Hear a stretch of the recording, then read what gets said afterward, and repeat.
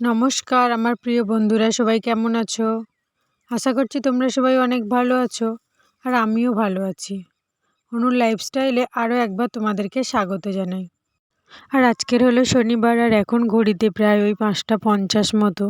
তো এখন থেকেই কিন্তু তোমাদেরকে সঙ্গে নিয়ে আমি শুরু করছি একটা নতুন ঝলমলে ব্লগ। তো তোমরা দেখতে থাকো, আশা করছি তোমাদেরও ভালো লাগবে। আর আমি কিন্তু প্রথমেই চলে এসেছি দেখো বাসন মাজতে। তবে আজকের না কিছুটা বাসন মা মেজে নিয়ে গেছে। সকালবেলা ঘুম থেকে উঠে দেখি, আর এই কয়েকটা হাঁড়ি, প্রেসার কুকার এগুলো ছিল, তো ওইগুলো কিন্তু আমি ভালো করে ধুয়ে নিলাম আর কি। আর তারপরে না উনানটাকে ভালো করে একটু গোবর দিয়ে নিচ্ছি, কেন এটা তো কালকের রান্না করেছিলাম দুপুরবেলাতে। আর আমরা যেহেতু একবেলাই রান্না করে নিই আর কি, মানে দুপুরে রান্না করি আর রাত্রেবেলাতে খাওয়া হয়ে যায়, আমরা রাত্রে একটু গরম করে নিই আর কি। আর এখন যেহেতু শীতকাল আসছে না, এখন কিন্তু 3 বারই রান্না হবে, মানে ভাত আর কি, সকাল দুপুর রাত্রি। আর একবেলা মানে দুপুরে তরকারি হবে, রাত্রে গরম করে নেওয়া হয়। আর যে কি বলো তো, আমাদের যে সকালে রান্না করে নিয়ে দুপুরে খাওয়া হবে এরকমটা কিন্তু হয় না, কেন সকালের ভাত দুপুরে কেউ খেতে চায় না, ঠান্ডা আর কি। তো সেই জন্য কিন্তু মানে খুবই অসুবিধা হয়ে যায় যে আলাদা আলাদা করে 3 বার রান্না করতে হয়। আর কি বলো তো, যদি রান্নাটা না থাকে না, তাহলে অনেকটাই সময় পাওয়া যায় আর নিজের জন্যও সময় অনেক পাওয়া যায়। কিন্তু যদি রান্না 3 বারই করতে হয়, তখন দেখবে রান্না করতে করতেই কিন্তু দিনটা কেটে যায় আর কি, এরকম ব্যাপার। তো কিছু করার নেই, আমাদের তো করতেই হবে। আর দেখো তোমাদের সঙ্গে কথা বলতে বলতে কিন্তু আমার এখানে প্রায় উনানটা গোবর দেওয়া হয়ে গেছে।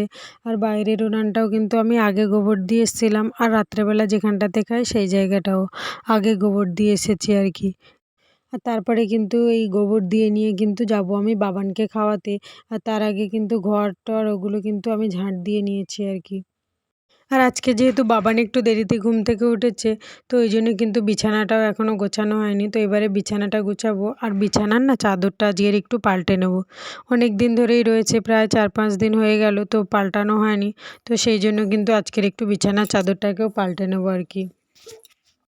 আর এখানে না আমার ছোটো জায়া এসে আমার সাথে গল্প করছিল, বলছিল যে মানে ওর মেয়েটা আর কি মানে শোয়া খুব বাজে, হ্যান ত্যান এইসব আর কি বলছিল। তো আমি তখন বলছিলাম যে বাবানকে না খাটের আমরা এরকম আর লম্বা শুতে পারি না, কেন কি ওর প্রচুর জায়গা লাগে, তো আমরা আড়ে আড়ে শুই, আমি আর বাবান শুই। যেহেতু বাবানের পাপা বাইরে থাকে, তো সেই জন্য আমি আর বাবান করে থাকি।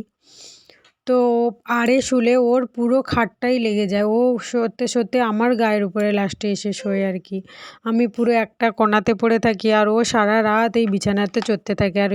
আর ও না এই কথাটা শুনে হেসে পাগল হয়ে যাচ্ছে, বলছে ও তাইলে ওকে একাই শুতে দিয়ে দাও, আর তোমাকে থাকতে হবে না ওই বিছানায় আর কি। আর দেখো আমি কিন্তু বিছানাটাকে ভালো করে গুছিয়ে নিচ্ছি, মানে টান টান করে নিচ্ছিলাম আর কি। আর ওই পাশের জানলাটা দেখতে পাচ্ছ, ওটা কিন্তু একটু খুলে দিয়েছি যাতে একটু হাওয়া বাতাস আসে আর কি। ঘরটা যেহেতু অন্ধকার মতো হয়ে থাকে না, তো মশা টশা প্রচুর হয়। তো আর সামনে যেহেতু আমাদের ধান বাগান না, তাই জন্য কিন্তু প্রচুর মশা হয় বাড়িতে। তো সেই জন্য কিন্তু আমি জানলাটাকেও খুলে দিলাম যাতে একটু আলো বাতাস আসে আর কি। আর তারপরে না সিঁড়িটা একটু ভালো করে জল দিয়ে ধুয়ে নিয়েছিলাম। আর তারপরে এখানে দেখো এই বাইরে যে বর্ষাকালে ইঁটগুলো পাতা থাকে না, ওই ইঁটগুলোকে তুলে এখন ওই বাইরটাকে পরিষ্কার করা হবে। কেন এখন তো ওই ধান উঠবে আর কি, তো সেই কারণের জন্য ধান বাঁধা হচ্ছে। আর যেহেতু ধান উঠলে তো এই সবগুলো ফাটার মধ্যে তো ধান ঢুকে যাবে না, ওই জন্য বাইরটাকে তো ভালো করে পরিষ্কার করতে হবে। তো তাই জন্য দেখো ইঁটগুলোকে তুলে নিয়ে আর এই গর্তগুলোতে না মাটি এনে ভরে দেওয়া হবে আর কি। তো তারপরে দেখো আমাদের ইঁটগুলো তোলা হয়ে গেছে, আর এখন কিন্তু আমরা চলে এসেছি আজকের খেতে। আর আজকের না সেরকমভাবে কিছু সকালে বানানো হয়নি, কেন কালকে রাত্রেবেলাতে না অনেকটাই ভাত ছিল, তাই জন্য জল দিয়ে রেখেছিলাম। ওই পান্তা বাবা আর মা করে খেয়েছে, আর আমি কিন্তু একটু মুড়ি খেয়ে নিয়েছি। আর তারপরে কিন্তু চলে এসেছি দেখো জামা কাপড় ভেজাতে। জামা কাপড় ভেজানোর জন্য একটু ভিজিয়ে রেখে দেবো জামা কাপড়গুলো, আর তারপরে কিন্তু আমি যাব একটু মাছ কাটতে। মাছ কেটে এসে তারপর কেচে স্নান করবো আর কি। কেন কালকে রাত্রেবেলা মারা গিয়েছিল একটু মাছ ধরতে, ওটা তোমাদেরকে আর দেখানো হয়নি, অনেকটা রাত হয়ে গেছিলো, তো সেই জন্য আর কি। তো এই মাছগুলো কিন্তু ওরা ধরে নিয়ে এসেছিলো জাল ফেলে নদী থেকে।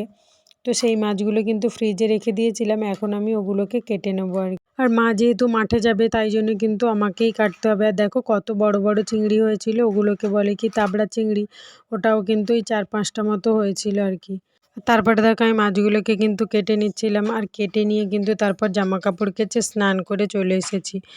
আর আজকে না ভাবলাম মন্দিরে একটু পুজো দেবো, তো গাছ থেকে একটু শশা তুলে নিচ্ছিলাম। এই যে আগের দিনে শশা গাছগুলো জল দেওয়া হলো, তো সেই গাছগুলোতে দেখো কীরকম পোকা লেগেছে, মানে শশা হচ্ছে তাতেই পোকা লেগে গেছে। আর দেখো এই শশাটাই সব থেকে মনে হয় ফ্রেশ শশা হয়েছে এবারে, বেশি হয়নি, 2-1টা করে হচ্ছে। আর বাবান আর এই ছোটো মেয়ে করে খাচ্ছে আর কি। আর এইটাই আজকের মানে ভালো হয়েছে আর কি। আর দেখো এই সে কাঁদি থেকে কয়েকটা কলাও নিয়ে নেবো, নিয়ে সেইটা দিয়ে কিন্তু আজকের আমি পুজোটাকে করে নেবো। আর আমি না ফুল, বেলপাতা, দুলপো গাছ, তুলসী পাতা সবই তুলে নিয়ে এসেছি। যেহেতু আমাদের এখানটাতে তো আর কিনতে পাওয়া যায় না, বাগান থেকেই সব তুলে তুলে নিয়ে আসতে হয় আর কি। আর এখানে এই যে ঘরটা দেখছো, এটাই কিন্তু আমাদের মঙ্গল ঘট বসানো থাকে। ওটা আবার পৌষ মাস আসলে, মানে পৌষ সংক্রান্তির পরে ওটাকে আবার তুলে জলে দেওয়া হয় আর কি। তো যাই হোক, আমার কিন্তু পুজো করা কমপ্লিট হয়ে গেছে। আর তারপরে কিন্তু দেখো আমি চলে এসেছি আজকে সবজি কাটার জন্য। তো সবজিগুলো ফ্রিজে ছিল, দেখো কেমন পেকে গেছে উচ্ছেগুলো এনেছে আজ 3-4 দিন হয়েছে আর কি, ফ্রিজে নিয়ে রেখেছিলাম। তো কেমন দানাগুলো সব পেকে পেকে গেছে আর কি। আর ওই যে আগের দিনে বললাম হাফ বাঁধাকপি ছিল, সেই বাঁধাকপিটাকেও নিয়ে এসেছি আজকে রান্না করব বলে। আর এই দানাগুলোকে আমি গুছিয়ে রাখছি কেন, ওগুলোকে বললো কি ওই চারা তৈরি করবে, তো সেই জন্য কিন্তু আমি দানাগুলোকেও নিয়ে রেখে দিলাম। আর এখানে আমাদের জন্য তো সবজি কাটবই, আর বাবানের জন্যও কিন্তু একটু কেটে নেব, কেন বাবানের তরকারি করব। আর ও তো ঝাল খায় না, যেহেতু বাচ্চা, তো এই জন্য কিন্তু ওর আমরা আলাদা করেই একটু তরকারি বেশিরভাগ সময় চেষ্টা করি আলাদা করে দেওয়ার জন্য। আর তা না হলে কোনো দিন এমন করি যে আমাদের তরকারি হচ্ছে সেখান থেকে একটু ঝোল তুলে রেখে দিই আর কি, মাছ ঝোল এটা তুলে রেখে দিই। আর যেহেতু বেশিরভাগ দিন তো আমরা ওর জন্যে খিচুড়ি বানিয়ে নিই, তাই জন্যে কিন্তু খুব একটা অসুবিধা হয় না। আর একটু আধটু মাছ ভেজে নিলাম, বাস ওটুকুই। তো এখন কয়েকদিন ধরে ওকে একটু ভাত খাওয়াচ্ছি, কেন সবাই বলছে কি ভাত খাওয়ানো অভ্যাস করাতে, ও যেহেতু গোটা কিছু খেতে পারছে না, তো সেই জন্য আর কি। আর আজকে যেহেতু না ওই মাছ নেই, মিষ্টি মাছ কিছুই নেই, তাই জন্য নোনা মাছের ওই যে চিংড়ি আছে, ওই বড় চিংড়ি দুটো মানে ওকে ভেজে আর ওর দিয়ে তরকারি করে দেবো আর কি। আর আমি এখানে সবজি কাটছিলাম, আর ওরা দুজনে দেখো এখানটাতে কিন্তু রান্নাবাটি খেলা করছে আর কি। আর দেখো এখানে কয়েকটা শিম নিয়ে চলে এসেছে মা, মাখন শিম আমাদেরই গাছে হয়েছিল, তো ওখান থেকে নিয়ে এসছে আর কি। আর তারপরে না আমি তো রান্নার জোগাড় করে নিয়েছিলাম, আর বাবা হঠাৎ করে কোথা থেকে বললো এসে যে বেলের টক খাবে আর কি। তো বেলের টক তো নোনা মাছ দিয়ে খুব একটা ভালো লাগে না, তো সেই কারণের জন্য না একটু মা বললো যে তাইলে একটুখানি মাছ ধরি, জাল ফেলে দেখি পড়ে কি না, যদি কয়েকটা মৌটি মাছ পড়ে তাই দিয়ে করে দেবো। তা মৌরালা মাছ বেশি পড়লো না, 4-5 মানে অল্প কটাই পড়েছে, 8-10টা মতো। আর একটা রুই মাছ পড়েছে, তো বললো তাহলে ওটা দিয়েই করে দেওয়া হবে আর কি। তা আর এদিকে দেখো এই যে নোনা মাছগুলো ছিল, সেই মাছগুলোকে কিন্তু আমি ভালো করে ভেজে নিচ্ছিলাম। ওটা দুভাগে করে নিয়েছি, কেন দুটো তরকারি করব বলে ভেবেছিলাম, কিন্তু ওটা দিয়ে না দুটো তরকারি হবে না, আবার একটা তরকারিতে আবার বেশি হয়ে যাবে। কেউ খুব একটা নোনা মাছ আমাদের বাড়িতে পছন্দ করে না, তো সেই জন্য তো যাই হোক, তো তাও আমি কিন্তু ওটাকে ভেজে নিয়েছি। আর ওটাকে কিন্তু করব একটু উচ্ছে আলু দিয়ে। তো আমি উচ্ছে আলুটা বসিয়ে দিয়েছিলাম, আর উচ্ছে আলুর তরকারিটাও হয়ে গেছে, তোমাদেরকে দেখানো হয়নি। ওটা আমি সবার লাস্ট গিয়ে সব কটা তরকারি একসাথেই দেখিয়ে দেবো, কেন এদিকে বাবান কান্না করছিল, তো সেই কারণের জন্য না আমি আর বেশি দেখাতে পারিনি। আর তারপরে কিন্তু আমি একটু তুলে দিয়েছিলাম বাঁধাকপির তরকারিটা, বাঁধাকপি চিংড়ি মাছ দিয়ে করা হবে, তো সেই জন্য চিংড়ি মাছটাকে ভালো করে ভেজে আর তারপরে কিন্তু বাঁধাকপিটা তুলে দিয়েছি আর কি। আর বাঁধাকপিটা হতে হতে না এদিকে মানে আমি মাছগুলোকে কেটে নিয়েছিলাম, ওটাকে সাঁতাল দিয়ে ভালো করে কষিয়ে বসিয়ে দিয়ে আর আমি কিন্তু গেছিলাম মাছগুলোকে কেটে নেওয়ার জন্য। যেই মাছগুলো মা এখনই ধরে দিল ওই মাছগুলোকেই কিন্তু আমি এখন কেটে নিয়ে আসব। আর এটা হতে হতে এর জল মরতে মরতে কিন্তু আমার ততক্ষণে হয়ে যাবে মাছ কাটা। আর এদিকে না বাঁধাকপি হয়ে গেলে আমি কিন্তু বসাবো হচ্ছে বাবানের জন্য তরকারি। বাবানের তরকারিটা একটু চিংড়ি মাছ দুটোকে ভালো করে হালকা করে ভেজে নেব, নিয়ে তারপরে কিন্তু ওর সবজিগুলো দিয়ে দেবো।